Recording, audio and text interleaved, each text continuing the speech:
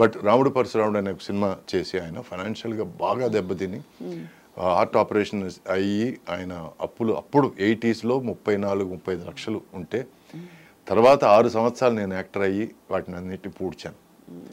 ఈ 6 సంవత్సరాల్లో నేను చేయకూడని సినిమాలన్నీ కూడా చేశాను. ఒక సంవత్సరం 18 సినిమాలు చేశాను తమిళ్లో. అవును. సో ఇది అందరూ ఏమనుకుంటారు, రికార్డు కోసం చేశాడు అనుకుంటారు. నేను డబ్బుల కోసం చేశాను యాక్చువల్గా.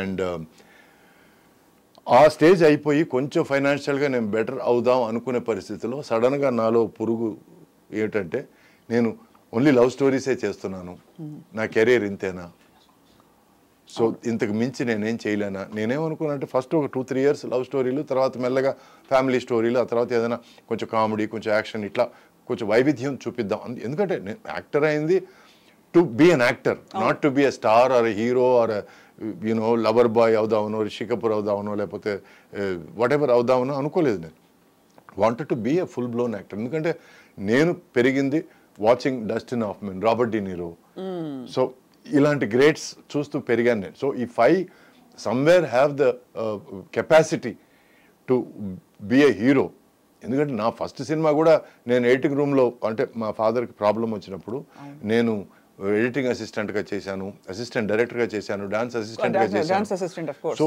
ఈ 3 కలిపి నాకు ఆన్ ఎ గుడ్ డే 150 రూపాయలు వచ్చేవి. ఈ 150 రూపాయలు ఇంటికి తీసుకెళ్ళి మా అమ్మ చేతికి ఇచ్చేవాడిని.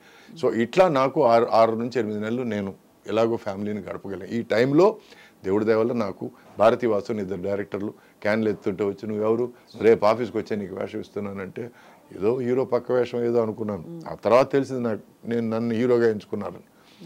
సో యథేచ్ఛగా వచ్చిన ఒక ఆపర్చునిటీ. నేను ఆ స్టేజ్కి వచ్చినప్పుడు ఇలాంటి వాళ్ళలాగా చేయాలి, ఇలాంటి వాళ్ళు చేసిన characters, Robert De Niro, Dustin Hoffman, ఈ పేర్లు చెప్పాను కదా, ఆల్ పచినో. సో ఈ 3 దేవుళ్ళు నాకు ఆ టైంలో. చాలామంది అంటారు కమల్ హాసన్ గారు కూడా వాళ్ళ 3 అంటే బాగా ఇష్టం అని. So there were the greats in the 1980s.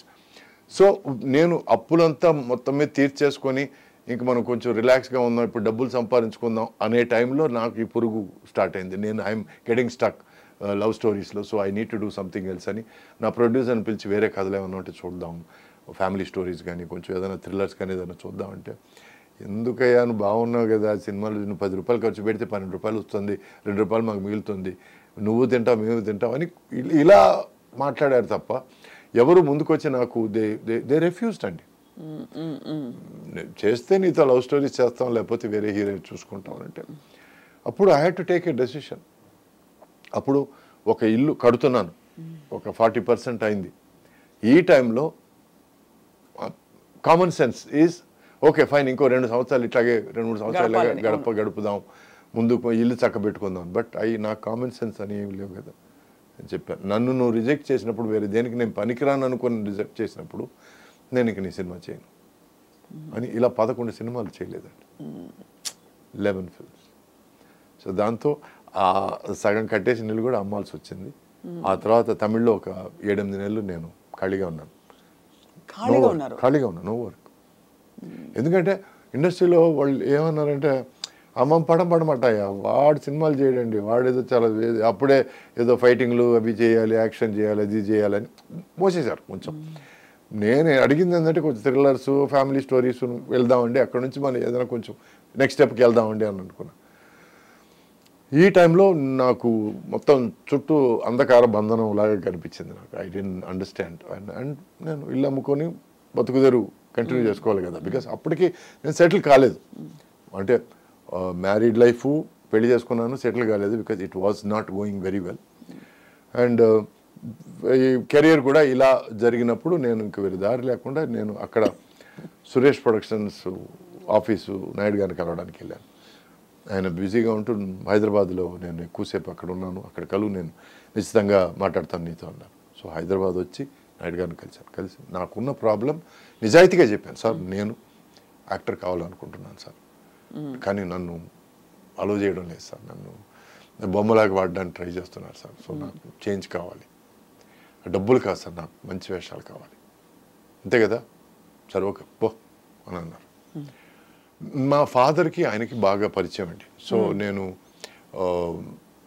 ఎందుకు ఆయన్ని అంకుల్ అని పిలవాలనిపించలేదు. అదే అంత రెస్పెక్ట్ ఆయన మీద as a producer, as a Pioneer, as a visionary. So ముందు నుంచి ఇప్పటివరకు నాయుడు గారనే పిలిచాను నేను. చిన్నప్పుడు ఏమైనా తెలియకుండా పిలిచుండొచ్చు కానీ అంకుల్ అని. బట్ కరెక్ట్గా అండి, మీ నంబరు ఒక 15-16 days తర్వాత అక్కడ నుంచి ఫోన్ వచ్చింది, ఇట్లా పుట్టింటి పట్టుచీర సినిమా. సో అది రావడం, ప్లస్ అది మాత్రమే కాకుండా అండి, నాయుడు గారి సినిమా నేను చేశానని చెప్పి, నేను చేస్తున్నానని చెప్పి, దానివల్ల ఏమైందంటే పద్మాలయ నుంచి చిన్న కోడలు అనే సినిమా పిలుపు వచ్చింది. ఆ తర్వాత ఉషా కిరణ్ మామాశ్రీ అనే సినిమా పిలుపు వచ్చింది. నంబరు 3-4 నెలల పరిధిలో ఈ 3 సినిమాలు రిలీజ్ అయ్యి 3 సినిమాలు బాగా ఆడాయి. సో దాంతో నా లైఫ్ మళ్ళీ స్టార్ట్ అయింది. సో నేను 3 వచ్చి కొంచెం లేడీస్ ఓరియంటెడ్ సినిమాలు, ఫ్యామిలీ డ్రామా సినిమాలు.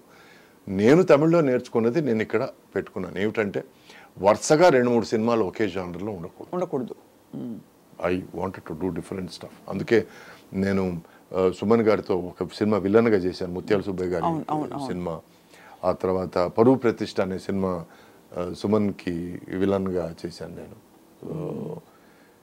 ఆ తర్వాత ఫుల్ బ్లోన్ విలన్ దొంగాట. ఆ తర్వాత మళ్ళీ చిరంజీవి గారితో సినిమా ఇద్దరు మిత్రులు. I was happy doing different stuff, ఎందుకంటే ఇట్ గేవ్ మీ ఫ్రీడమ్. ఎందుకంటే ఇప్పుడు రొమాంటిక్ అంటే ఒకే లుక్, నువ్వు లేకుండా నేను చచ్చిపోతాను, ప్రాణదాసి, ఇవన్నీ ఈ డైలాగులు బోర్ కొట్టిపోయిందండి. So I needed to do something different. ఈ టైంలో Ammoru was a godsend. ఎందుకంటే నాకు there was drama, there was thrill, and the same time amazing VFX. It was a trademark film. So దానివల్ల ఎందుకు ఇంత నేను కథ చెప్పానంటే, అవి చెప్పండి, it's very interesting to see. అంటే అది చాలా సాహసోపేతమైన, మీరు చెప్పినట్టు నిజమండి. అలా కంఫర్ట్ జోన్లో ఉండిపోవడం వేరు, కానీ మీరు ఆ రిస్క్ తీసుకుని దాని కష్టాలు పడి నలిగి మళ్ళీ బయటకు వచ్చి, అది అంటే నేను ఎవరి మీద కంప్లైంట్ చేయడం లేదు. అప్పట్లో నేను తమిళ్లో మ్యాక్సిమం తీసుకునేది 5 lakhs అండి. ఆ తర్వాత నాయుడు గారి సినిమా ఒక 3 నెలలు దాటి షూటింగ్ ఉంటుందని చెప్పినప్పుడు నేను ఇంకో సినిమా ఒప్పుకున్నాను. పేర్లు వద్దు, మనుషులు వద్దు. బట్ ఆ సినిమా ఆయన నువ్వు హీరో అన్న తర్వాత నేను ఏదో న్యాయంగా ఏదో ఇస్తారనుకుంటే నాకు 5,000 ఆఫర్ ఇచ్చాడండి. 5,000 ఫస్ట్ డే షూటింగ్ అప్పుడు చెప్పిన విషయం అది. సినిమా మొత్తం అంటే ఏ బేసిస్ మీద అలా అన్నారు? అప్పుడు మీరు ఎలా ఫీల్ అయ్యారు?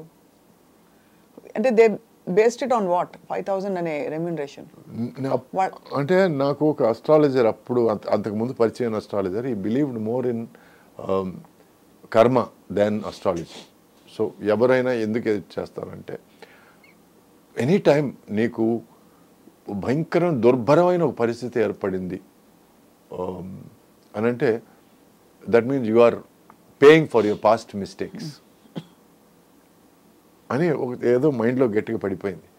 ఫస్ట్ డే షూటింగ్ తెలుగులో కాల్ పెడుతున్నాను నేను. ఆ టైంలో వచ్చి నేను I can't walk out of the film. సరే చూద్దాం అని, సరే సార్ మీ ఇష్టం సార్ అని చెప్పి